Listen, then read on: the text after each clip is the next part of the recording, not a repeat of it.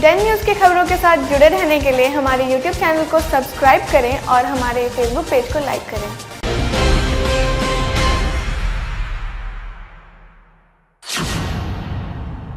नमस्कार, आपका स्वागत है डेन न्यूज़ में और आपके साथ मैं हूं प्रतिज्ञा कश्यप। खबरें विस्तार से। बिहार के मुजफ्फरपुर के एक पंचायत में महज कुछ ही दिनों में लगभग 36 लोगों की मौत से पूरे इलाके में खौफ, डर और दहशत का माहौल बना हुआ है। दरअसल मामला जिले के सकरा प्रखंड के सरमस्तपुर पंचायत का बताया जा रहा है। हो रही मौत को लेकर ग्रामीणों में अफवाहों का बाजार भी गर्म है। स्थानीय की माने तो ज्यादातर मौतें कोरोना से बताई जा रही हैं। खैर, ये तो जांच का विषय है, लेकिन गांव में सन्नाटा पसरा है। लोग घरों से बाहर निकलने से कतरा रहे हैं। गांव की सड़कें वीरान लग रही हैं। वहीं पंचायत के मुखिया ने बताया कि कुछ बूढ़े थे तो कुछ सर्दी, खांसी, बुखार से मरे हैं। साथ ही कहा कि हमने जिला प्रशासन को आवेदन दिया कि अचानक हमारे यहाँ मृत्यु दर में वृद्धि हो गई है, इसलिए जांच करवाई जाए, साथ ही कारणों का भी पता चल सके कि ऐसा क्यों हो रहा है। वहीं इस पूरे मामले में सकरा पीएचसी प्रभारी ने कहा कि ऐसा नहीं है कि सबकी मौत कोरोना से ही हुई है। बहुत सारे लोग बहुत सारी बीमारियों से मरे हैं। आपको बता दें कि महज कुछ दिनों पहले ही सकरा के ही एक गांव से कालाबाजारी के लिए रखा हजारों एंटीजन किट, सैनिटाइजर सहित अन्य सामान पुलिस ने छापेमारी कर जब्त कर लिया था।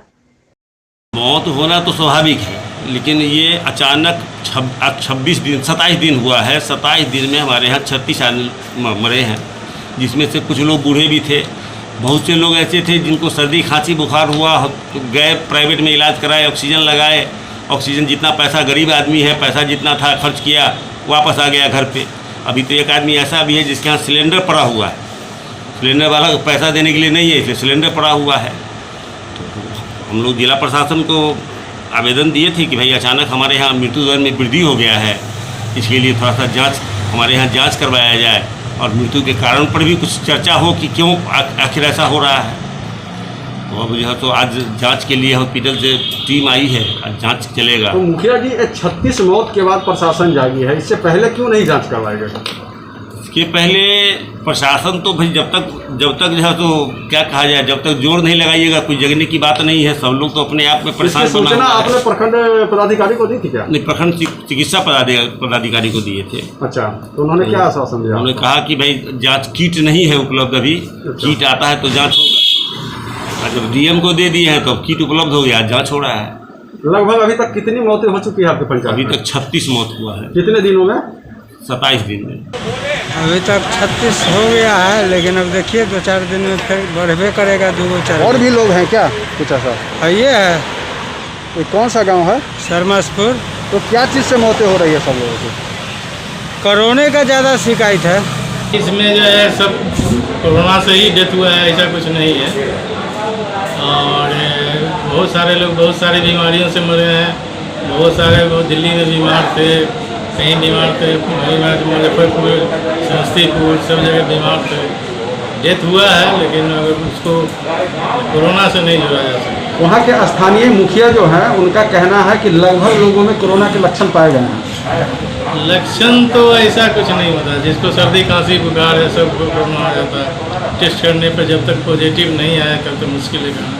तो सर 36 मौतें हुई है, उसके बाद भी सर जो है स्वास्थ्य विभाग की तरफ से कोई पहल नहीं किया गया? नहीं गया है, लोग गए हैं। आज शायद वहाँ पे शुरू किया गया है सर जांच अभियान।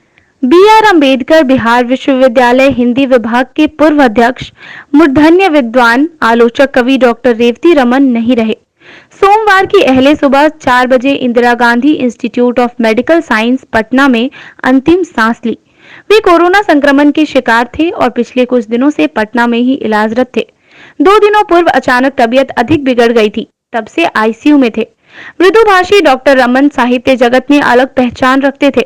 एक आलोचक के रूप में समाज में जाने पहचाने जाते थे। उन्होंने अपने जीवन काल में दर्जनाधिक किताबें लिखी और कई पत्र पत्रिकाओं का संपादन भी किया।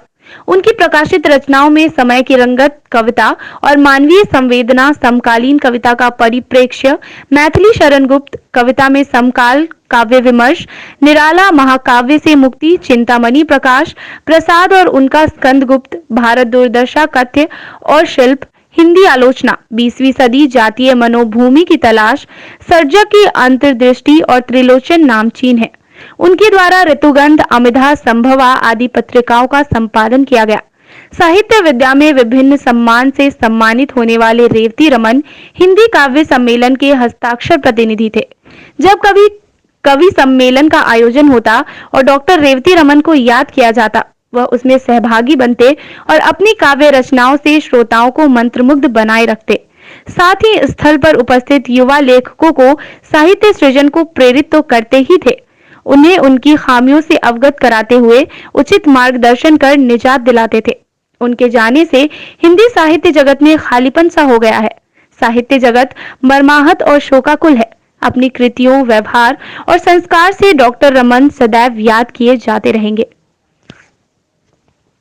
मुजफ्फरपुर की तो सबसे बड़ी क्षति है ही, और यह अत्यंत दुखद है।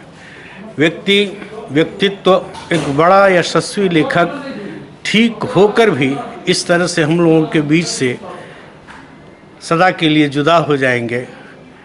हठात विश्वास तो नहीं होता, लेकिन यह सच है कि अब वे काया के रूप में हमारे साथ नहीं हैं, लेकिन अक्षर व्यक्तित्व तो उनका सदा जीवित रहेगा। दर्जनाधिक के पुस्तकों के बड़े लेखक बाबा साहब भीमराव अम्बेडकर बिहार विश्वविद्यालय के एकाधिक बार कई बार हुए विभागाध्यक्ष, और इससे भी बड़ा व्यक्तित्व तो उनका लेखकीय, सहज, सरल, साधु स्वभाव वाला व्यक्तित्व है, वह आज सबको कुरेद रहा है। इतनी स्मृतियाँ, जब कभी भी उन्हें कोई भी पुकारता था, वे भागे हुए आते थे आम आदमी की तरह, और उसी में जिस तरह का संवाद करते थे, आम में ही कब वे खास हो जाते थे। इतना बड़ा आदमी जो अपने संपर्क में आने वाले किसी को उसके छोटेपन का कभी एहसास नहीं होने दिया। एक ही साथ जब उन्हें साहित्य अकादमी का सदस्य बनाया गया और मुझे अखिल भारतीय साहित्य परिषद का राष्ट्रीय मंत्री बनाया गया, मुजफ्फरपुर की कई संस्थाओं ने हमारा अभिनंदन किया था। शुरू में जो अभिनंदन किया था जिला हिंदी साहित्य सम्मेलन मुजफ्फरपुर इकाई की ओर से किया गया था, और तब डॉक्टर शिवदास पांडे जी जीवित थे, कोरोना के प्रथम शिकार होने वाले इस शहर के बड़े लेखक। और आज रेवती जी चले गए, एक कड़ी बनती है आचार्य जानकी वल्लभ शास्त्री, राजेंद्र प्रसाद सिंह, डॉक्टर शिवदास पांडे और आज रेवती बाबू। वे मित्र बना लेते थे अपने शिष्यों को भी और अपने गुरुजनों के भी, अपने स्वभाव के कारण मित्रवत हो जाते थे। इन दिनों एक बार फिर से मुजफ्फरपुर का रेड लाइट एरिया चतुर्भुज स्थान लड़की खरीद बिक्री के मामले में सुर्खियों में है। रविवार की रात रेड लाइट एरिया में तीन थानों की पुलिस के द्वारा दबिश के बाद पूरे इलाके में हड़कंप मच गई। किसी को समझ में नहीं आ रहा था कि आखिर इतनी रात में पुलिस ने दबिश दी क्यों है। दरअसल मामले का खुलासा तब हुआ जब एक रेड लाइट एरिया की नर्तकी सुनीता ने पुलिस के सामने एक 5 साल की बच्ची को बेचने को लेकर बड़ा खुलासा कर दिया। नर्तकी सुनीता ने बताया कि उसके पास पुरानी गुदरी का एक युवक एक खूबसूरत सी बच्ची को बेचने आया था। जी हाँ, ये बच्ची कोई और नहीं, लक्ष्मी चौक से गायब 5 साल की खुशी है। हालांकि छापेमारी के बाद भी खुशी रेड लाइट एरिया से अब तक बरामद नहीं हो सकी है। परिवार वालों ने भी कहा है कि खुशी को मुजफ्फरपुर के रेड लाइट एरिया चतुर्भुज स्थान में बेच दिया गया है।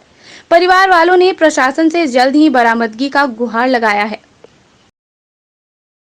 यहाँ किस लिए आई बताइए? बच्चा के खोजे लिए, बच्चा के थोड़ा पता मिला ना, तो वो चलते बच्चा से पता मिला आपको? पता मिला कि बच्चा बोलो वो मंडी में उरी बच्चा है। कौन मंडी? ये ना हम तो नाम न जाने ले, रेड लाइन। अच्छा, हाँ हाँ तो वो भी लड़की बताए कि हाय बच्चा, हम देखे हैं बच्चा के, खुशी खुशी करता है, हमको बच्चा के साथ में खेला है। बोलो हमको बच्चा से मारपीट किया तो हम पूजा को कौन छोड़ी आते, तो खुशी नाम है, बाप के कारण तो राजन नाम है। अब यह बात है करूँ। अच्छा, तो क्या चाहती हैं? चाय लेकर थी कि बच्चा के हमको कैसो मिल जाए, हम कुछ न चाहते हैं। कितना दिन हो गया? 3 महीना, 16 तारीख है, 3 महीना हो गया। क्या तारीख को क्या? 16 तारीख, 16 फरवरी, 16 फरवरी सरस्वती पूजा के पंडाल में से। उसके बाद से कोई इसमें ये नहीं? कुछ नहीं है सर, कहाँ पहुँच गए हम, कुछ नहीं। बच्ची हमको कहूँ पता नहीं, हमको आदमी आज तक ले कभी न उठ के बैठे, घर में सोते रहता है बच्चा के चलते।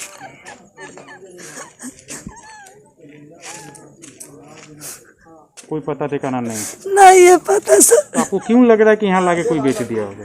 कोई ठिकाना नहीं है सर। खूबसूरत बच्ची है। हाँ बच्चा सुंदर है, बच्चा लोग वो लोग कुछ बोलते हैं, वो लोग कुछ बोलते हैं। हम यहाँ रहते पे शुक्ला रोड में। क्या करती है? नाच में जरा साटा करते हैं। क्या हुआ था? ये 10 बजे करीब में लेके आयल था, हमको बोले 500 रुपया दे, बच्चा रखो। हम बोले हम पैसा ना हो, हम न देवो। अच्छा, बच्चा हम न रखो, 500 रुपया रहते तभी हम तुमको देंगे, ना तो न लेवो। अच्छा, कब की बात है ये? 10 बजे करीब में। आज बच्ची का क्या नाम बताया था? खुशी। खुशी। हाँ इतना कता है। चेहरा वरा कैसा था देखने में उसका? उसे गोड़ भी रखे। हाँ, गोड़ भी रखे। कितना ही बेचने के लिए बोल रहा था? 500 में हमारे पास से लेकर आया था। अच्छा, तो नहीं दो आदमी लेकर, एलियन और मनीष। तुम बोले नहीं कि बच्ची कहाँ से आई? हम बोलबो करे बच्ची कहाँ के रही, तो कैसे बाहर के बच्ची है। बाहर की बच्ची। पुलिस को जानकारी दी या किसी को बोली? कोई समाज से भी वहाँ पर किसी को? ओला जो मकान मालिक रहता है ना, हम जिसको घर में रहते हैं ना, वो देखा है। और वो कहते ना पैसा आदमी के नहीं, गरीब आदमी अपने 3 दिन खा रहे भूखे में, बच्चा सबको देखा कहाँ का तुमको 500 रुपया देगा, बच्चा रखेगा। लॉकडाउन के दौरान आपने पुलिस के द्वारा आम पब्लिक को पिटते तो खूब देखा होगा, लेकिन आज जो तस्वीरें आई हैं उसमें पब्लिक की नहीं बल्कि पुलिस वाले की ही पिटाई हो गई। दरअसल सोमवार की दोपहर नगर थाना के सिकंदरपुर चौक पर ड्यूटी में तैनात यातायात थाना के एएसआई गिरीश सिंह को लगभग आधा दर्जन की संख्या में आए असामाजिक तत्वों ने जबरदस्त पिटाई कर दी। इतना ही नहीं, एएसआई द्वारा चालान का वसूला गया पैसा भी लूटने का प्रयास किया गया।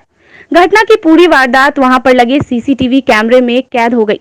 आप तस्वीरों में साफ देख सकते हैं कि कैसे एएसआई से मारपीट कर कुछ युवक अखाड़ा घाट की तरफ भाग रहे हैं।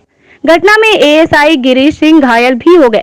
वहीं सीसीटीवी के आधार पर पुलिस हमलावरों की तलाश में जुट गई है।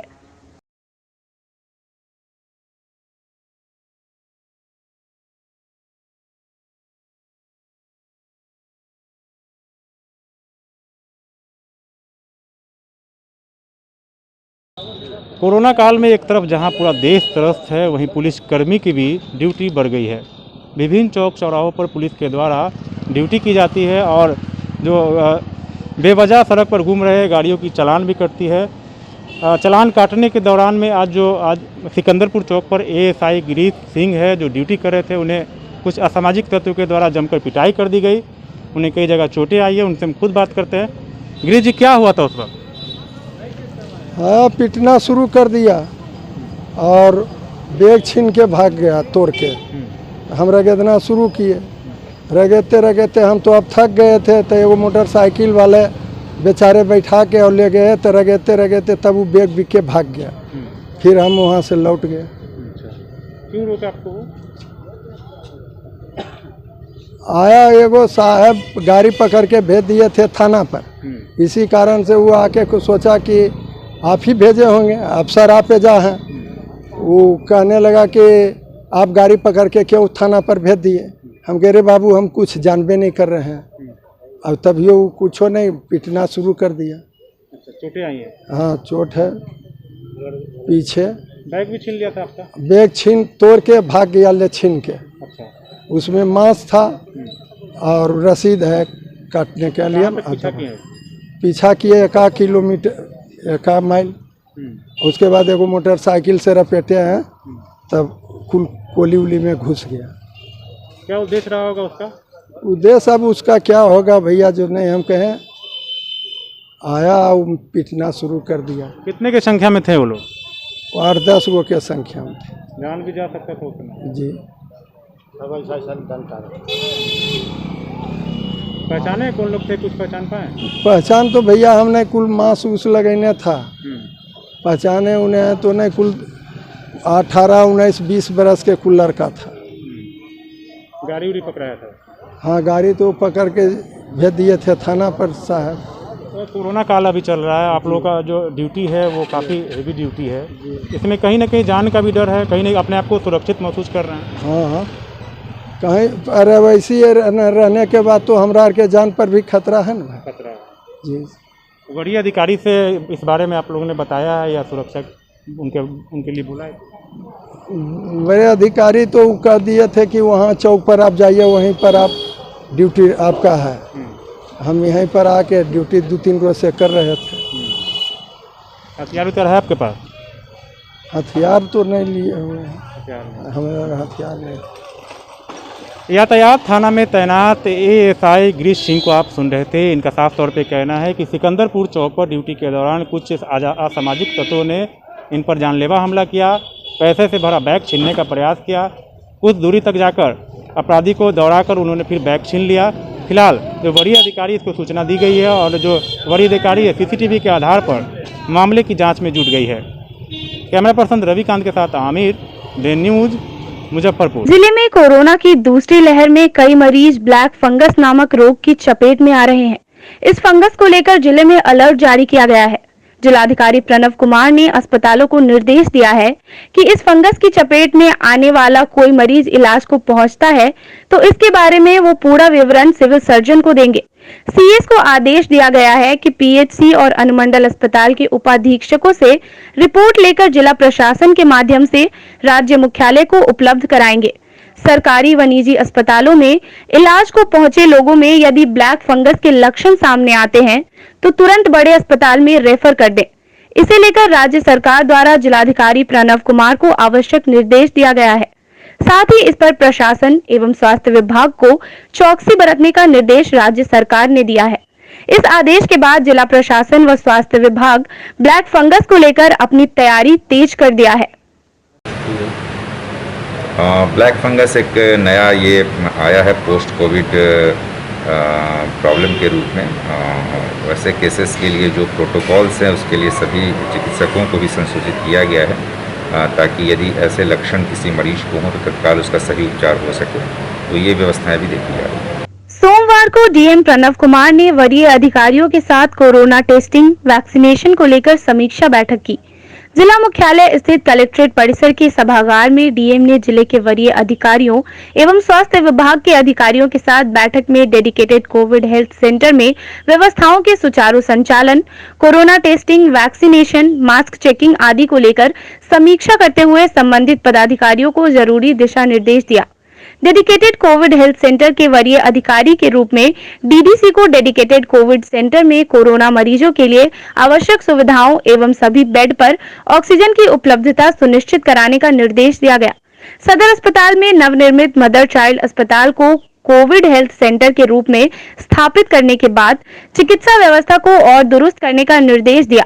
साथ ही संबंधित अधिकारियों को 45 वर्ष से अधिक आयु वर्ग और दिव्यांगों के लिए विशेष टीकाकरण कैंप चलाने का निर्देश देते हुए ग्रामीण क्षेत्रों में मोबाइल टीकाकरण और टेस्टिंग केंद्र चलाने का निर्देश भी दिया। आज हेल्थ डिपार्टमेंट और जो विभिन्न हम लोगों ने कोषांग बनाए हैं उनके साथ बैठक की गई। इसमें विशेष रूप से हम लोगों ने जो टेस्टिंग सैम्पलिंग की जा रही है उसको और बढ़ाने पर जोर दिया है और प्रतिदिन हम लोग 5000 से भी ज़्यादा सैंपल कराने का हम लोगों ने लक्ष्य रखा है ताकि हम जान सकें कि किस क्षेत्र में हमारी अभी भी पॉजिटिविटी रेट बनी हुई है और किन क्षेत्रों में कमी आई है। तो ये आज हम लोगों ने इसको प्लानिंग किया है कि कम से कम 5000 टेस्टिंग सैम्पलिंग पर डे की जाएगी। सभी MICs को और सिविल सर्जन को इसके लिए डायरेक्शन दिया गया है। एडिशनल कलेक्टर को भी इसका वरीय प्रभारी बनाया गया है, जिसके माध्यम से हम लोग सुनिश्चित करेंगे कि आने वाले दिनों में लगातार 5000 से भी अधिक सैम्पलिंग पर डे की जा सके।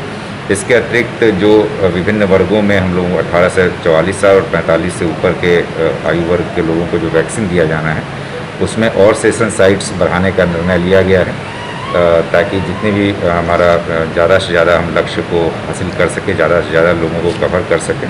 इसके लिए भी हम लोगों ने प्लानिंग की है और वैसे लोगों को भी चिन्हित करने का निर्णय लिया गया है जिन लोगों ने अभी तक 45 प्लस होने के बावजूद अभी तक वैक्सीन नहीं लिया है। वैसे लोगों को हम लोग चिन्हित करके, लक्षित करके उनका भी वैक्सीन करा रहे हैं। इसके अतिरिक्त कुछ मोबाइल वैन भी हम लोग चालू कराएंगे जिनके माध्यम से वैक्सीनेशन कराया जाएगा। इसके अतिरिक्त दिव्यांगों के लिए एक अलग से हम लोग वैक्सीनेशन स्थल क्रिएट करने का हम लोगों ने बनाई है योजना, जिसको कि 1-2 दिनों के अंदर चालू किया जाएगा।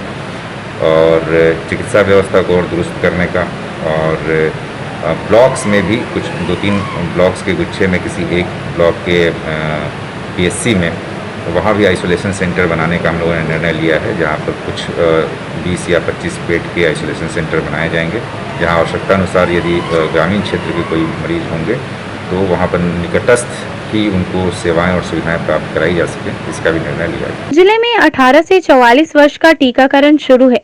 ऐसे में लोगों का टीका के प्रति रुझान काफी देखा जा रहा है। इसको लेकर टीकाकरण केंद्र पर भीड़ भी ज्यादा देखने को मिल रही है। वहीं ज्यादा भीड़ होने की वजह से सोमवार को जिलाधिकारी के आदेश पर शहरी प्राथमिकी स्वास्थ्य केंद्र कन्हौली पर कम जगह होने की वजह से अबेदा हाई स्कूल में टीका केंद्र शुरू किया गया, जिसमें आज 170 लोगों का टीकाकरण किया गया।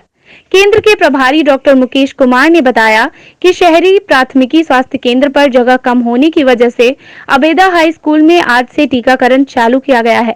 यहाँ पर जगह ज्यादा होने के कारण कोई परेशानी नहीं हो रही है।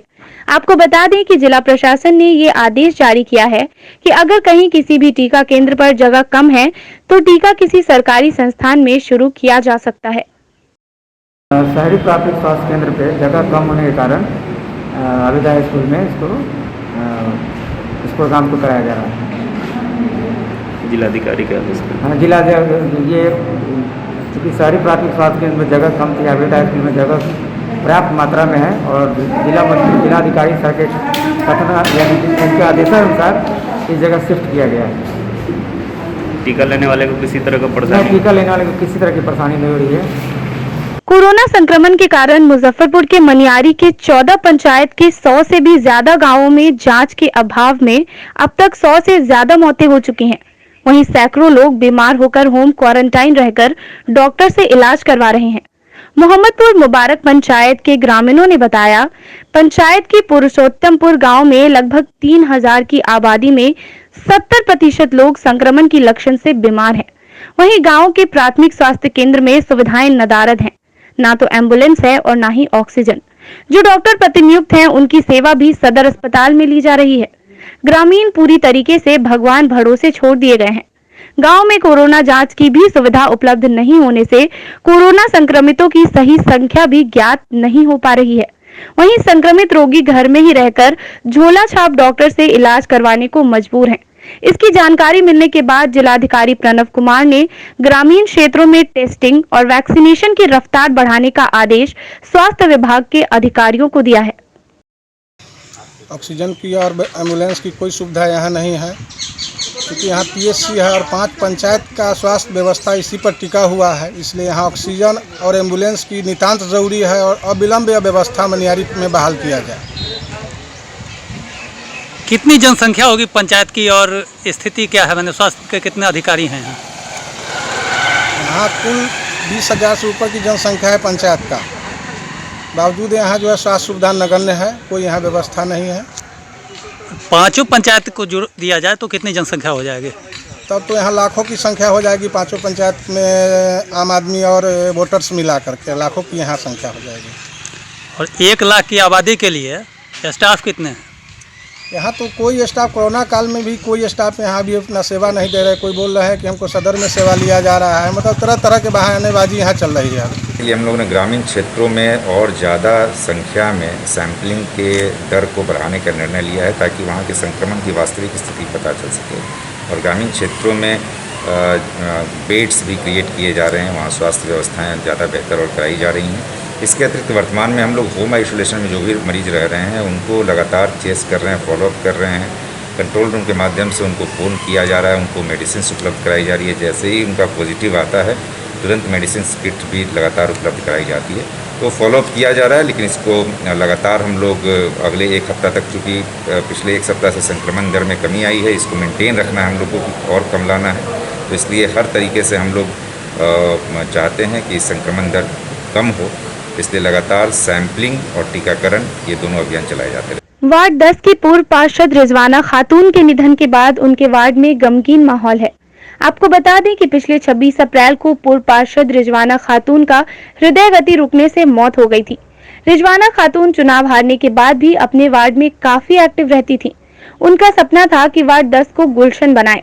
उन्हीं के सपनों को साकार करने के लिए रिजवाना खातून के पति मन्नू भाई सामने आए हैं। सोमवार को नगर विधायक विजेंद्र चौधरी की पहल से मन्नू भाई ने वार्ड में सैनिटाइजेशन करवाया।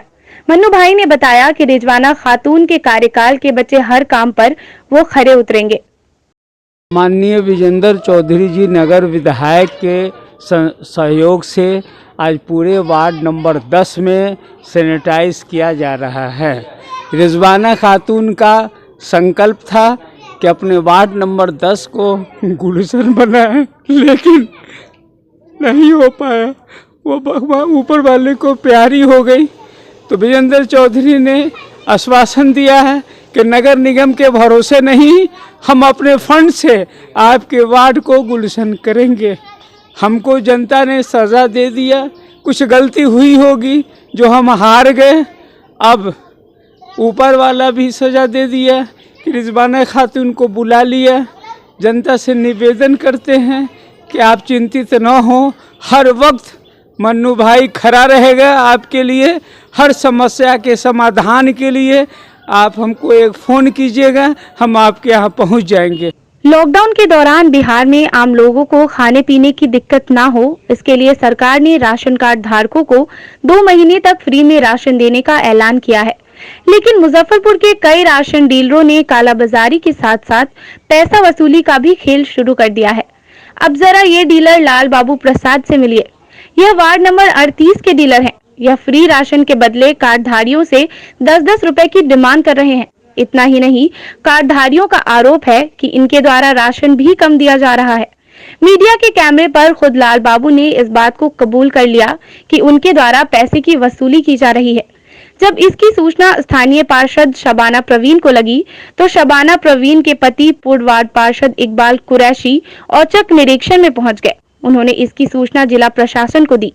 पूरे मामले पर एसडीओ पूर्वी कुंदन कुमार ने कहा कि वार्ड 38 के डीलर लाल बाबू प्रसाद का पैसा वसूली का मामला सामने आया है। जल्द ही जांच कर लाल बाबू प्रसाद के डीलरशिप का लाइसेंस रद्द किया जाएगा। एसडीओ ने बताया कि डीलरों की मनमानी किसी भी हाल में बर्दाश्त नहीं की जाएगी। बोले हैं 24 किलो गेहूँ, आज 36 किलो चाल देंगे। 8 आदमी का नाम है। हाँ, आज कितने लोगों का नाम है? 8 के आदमी का। और राशन उतने 36 किलो चावल। एक महीना में 18 किलो गेहूँ मिलता है। 12 किलो गेहूँ 18 किलो चावल। क्या नाम? नहीं, हमको बताया गया है कि 14 किलो और 21 किलो, यानी कि 70 किलो। 35 किलो हमेशा मिलता है, उसी हिसाब से 35 किलो और 35 70 किलो। लेकिन हम इकबाल भाई को बताए तो उन्होंने बोला चले जाइए कंप्यूटर पर निकलवाइए, आपका अंगूठा लग गया है। कंप्यूटर निकलवाए तो वहाँ पे हमारा 95 किलो, इन्होंने कहा 70 किलो दोनों महीने का जोड़ के। तो इकबाल भाई को बोले हम को लेके यहाँ आए हैं, तब वो बोला नहीं हम बोले नहीं किए। तो करने के बाद हाँ, तो कहीं ना कहीं तो आदमी बदलेगा ही जुबान से। अभी वार्ड की जनता ने हमको सूचना दिया है, जबकि हम लोग 3 दिन पहले भी सभी डीलर को कह दिए थे कि सरकार का जो डायरेक्शन है यूनिट के हिसाब से 2 महीने का अनाज देने का, आप लोग उतना बांटिएगा। तो उन लोग जो बोले कि ठीक है दे देंगे। आज हमको वार्ड के 2 आदमी जो सूचना दिए हैं कि लाल बाबू साहब जो डीलर हैं वो हमको 12 आदमी का यूनिट का कार्ड है, हमको बोल रहे हैं कि जो है 70 किलो अनाज देंगे। तब हम लोग कहें कि पहले मशीन पर उनका जो है मतलब सेल उठाते हैं, देखते हैं सेल उठा हुआ है उनका 95 किलो का, आज दिया जा रहा है 70 किलो। तो अभी वही औसत निरीक्षण करने के लिए हम यहाँ पर अभी आए हैं उस आदमी को लेकर। और 10 रुपया जो है मजदूरी भी चाहिए हमको, जबकि सरकार अखबार में भी मीडिया में भी दे रही, आज के पेपर में भी दिया हुआ है कि निःशुल्क जो है जनहित प्रणाली की दुकान से सामान लेना है। सरकार युद्ध स्तर पर जो है मतलब सरकार अनाज देने के लिए, पब्लिक को सुविधा देने के लिए अखबार के माध्यम से भी सब दे रही है। लेकिन यहाँ पर जो है बिचौलिया वाला मामला है। हम जिला अधिकारी से भी, अनुमंडल पदाधिकारी से भी इसका शिकायत करेंगे कि वार्ड के जितने शहर के जितने जन वितरण प्रणाली है, ये आपदा के घड़ी में जितना उनका जो कार्डधारी का सामान है उनको वो दे। अगर वो अपने से मदद नहीं करे, लेकिन सरकार का जो चीज़ अनुदान है वो 100 पे 100 पहुँच जाए, मेरा ये प्रयास रहेगा। मैं आज मेयर साहब से मिल के अनुमंडल पदाधिकारी से लेकर डीएम तक को चिट्ठी लिखूंगा कि ये मनमानी बंद हो डीलर लोगों का, और सुविधा के हिसाब से हर कार्डधारी को जितना सरकार का अनाज है उतना मिले। किस चीज का 10 रुपया ले रहे हैं? 10 रुपया लेबर के लिए ले रहे हैं मात्र। कितना पैसा ले रहे हैं? मात्र 10 रुपये। अच्छा, कितना राशन दे रहे हैं अभी? अभी जितना जितने देखिए, हीरो मसी 3 unit 6 kilo 9 kilo 6 kilo 9 kilo 18 kilo 12 kilo गेहूँ 18 किलो चावल। उसके मनीष मसी 2 यूनिट तक का रहे 4 किलो 6 किलो 6 किलो 4 किलो। कई लोगों का आरोप है कि अंगूठा के बगैर आप राशन नहीं दे रहे, आपदा की घड़ी में। हम नहीं देंगे, हम बिना अंगूठा के राशन नहीं देंगे। हम अभी भी बोल रहे हैं फ्री राशन बांट रहे हैं। अभी जो फ्री राशन आया है अभी राज्य सरकार की ओर से, फ्री राशन बन रहा है। फ्री राशन बट रहा है। 10 रुपया किस चीज का ले रहे हैं? वो लेबर के लिए ले रहे हैं, अपने खाने के लिए नहीं ले रहे हैं। देखिए, एक डीलर की शिकायत अभी आई है। हम लोग लगातार मार्केटिंग ऑफिसर के माध्यम से और जनता तथा मीडिया के माध्यम से भी लगातार ये प्रयास कर रहे हैं कि कोई भी ऐसा डीलर जो अगर किसी भी प्रकार की राशि का डिमांड कर रहा है उसकी जानकारी मुझ तक आए। एक डीलर है वार्ड नंबर 38 का जिसने 10-10 रुपया का डिमांड किया है और वसूला भी है, उस पर तुरंत और सख्त कार्रवाई करने का निर्णय लिया जाएगा। लाइसेंस तो बिल्कुल रद्द करेंगे और बाकी अगर जरूरत पड़ेगा तो और भी प्रकार की कार्रवाई करेंगे। जिले में बारिश के दौरान जल जमाव की समस्या के समाधान को लेकर नगर निगम ने अपनी तैयारियां शुरू कर दी है। सोमवार को नगर आयुक्त विवेक रंजन मैत्रेय और मेयर सुरेश कुमार ने निगम अधिकारियों के साथ शहर का दौरा किया। इस दौरान उन्होंने अधिकारियों को आवश्यक दिशा निर्देश भी दिए। दरअसल हर साल शहर में बारिश के दौरान कई स्थानों पर पानी भर जाता है, जो बारिश बंद होने के उपरांत भी कई घंटों तक भरा रहता है। इससे आमजन और वाहन चालकों को भारी समस्या होती है। कई वाहन पानी में फंसने के कारण खराब हो जाते हैं। इसी को लेकर बारिश के पूर्व मानसून पूर्व तैयारियों को लेकर नगर आयुक्त, मेयर एवं निगम अधिकारियों द्वारा ऐसे क्षेत्रों का निरीक्षण कर कई आउटलेट को चिन्हित कर वहां होने वाली समस्याओं के समाधान पर विचार विमर्श किया गया। नहीं, अभी तो चल ही रहा है, लगातार नाला का सफाई हो रहा है, जहाँ पे वर्षों से जो है हम लोग प्रयास कर रहे हैं कि मैक्सिमम सफाई हम लोग बरसात पूर्व कर लें। मानसून पूर्व तैयारी? हाँ, मानसून पूर्व तैयारी है, हर साल करते हैं, इस बार भी वृहद स्तर पर हम लोग कर रहे हैं और जो समस्याएं हैं उनको हम लोग देखेंगे, उनका निराकरण करेंगे। बहुत सारा काम उसमें काम जो है सो शहर में जल जमाव ना हो उसकी भी व्यवस्था करनी है हम लोगों को। उसी के दरमियान जो मैंने पहले भी कही थी कि जो भी नाला है, बड़ी नाला, छोटा नाला, उसका जो है सो सफाई होगी और जो एग्जिट पॉइंट है जहाँ से नाला पानी निकलता है, शहर का पानी निकलता है, वो लगभग 1 किलोमीटर तक उसको पूरा सफाई करना है। उसी में आपका बीबीगंज गुमटी से गोबरसही गुमटी तक, रेलवे लाइन तक, दूसरा है गोबरसही गुमटी से मझोलिया गुमटी तक, तीसरा है गोला बांध से कमरा स्लूइस गेट तक, चौथा है कलानी बाटा से पांडे गली ट्रैक कलमात चौक होते हुए मुन्ना जी के घर तक, शिवपुरी एनएच तक। उसी को हम नगर आयुक्त, सिटी मैनेजर, सफाई प्रभारी के साथ निरीक्षण किया है और उसमें काम तो हुआ है और अभी काम बाकी है। उम्मीद है कि आपके शहर में जल जमाव नहीं होगी। पूरा देश इस समय कोरोना महामारी संक्रमण से रोकथाम को लेकर जंग लड़ रहा है। कोरोना वॉरियर्स के रूप में जहां डॉक्टर्स, पुलिस, सफाई कर्मी और प्रशासन लगातार मैदान में है, वहीं आम जन भी कोरोना महामारी से जंग में अपने अपने तरीके से सहभागिता निभा रहे हैं। जिले के कई इलाकों में मरवन प्रखंड के समाज सेवी और युवा नेता आसिफ इकबाल के द्वारा जरूरतमंदों को ऑक्सीजन और रेगुलेटर मुफ्त में मुहैया कराई जा रही है। उनके द्वारा जरूरतमंदों की जिंदगी बचाने का प्रयास किया जा रहा है। वहीं उन्होंने कहा कि इस महामारी में जनप्रतिनिधियों को आगे आकर मदद करनी चाहिए। आज भारत कोविड जैसे बीमारी से जूझ रहा है। इस महामारी बीमारी में भी मैं और मेरी पूरी टीम मरीजों तक पहुंचकर ऑक्सीजन और रेगुलेटर मुफ्त में मुहैया कराने की काम कर रहे हैं। अभी तक हमारी टीम दामोदरपुर, जीएन, पखड़ी, सतपुरा, ब्रह्मपुरा, मिठनपुरा, सोनबरसा, मोतीपुर इत्यादि जगह पहुंचकर मुफ्त में ऑक्सीजन और रेगुलेटर देने की काम किए हैं। आगे भी करते रहेंगे। आज मुजफ्फरपुर में कोविड मरीजों के नाम पर हॉस्पिटल द्वारा रोज का 20 से 30 हजार रुपया और इंजेक्शन देने के नाम पर 250 से लेके 500 रुपया तक लिया जा रहा है। ऑक्सीजन सिलेंडर 20,000 से लेकर 25,000 तक, तो रेगुलेटर 4,000 रुपया से लेके 4,500 रुपया तक बेचकर कालेबाजारी हो रही है। सरकार को ऐसे लोगों को अविलंब गिरफ्तार करके और सभी हॉस्पिटल में कोविड पेशेंट का इलाज मुफ्त में कराना चाहिए। लॉकडाउन के चलते मुजफ्फरपुर के जिम संचालकों की हालत खराब होने लगी है। पिछले साल कोरोना के चलते लॉकडाउन में कई महीनों तक जिम बंद थे। वहीं अब इस साल भी दूसरी लहर के चलते लॉकडाउन लगाया गया है और 1 माह से अधिक समय से जिम में सन्नाटा पसरा हुआ है।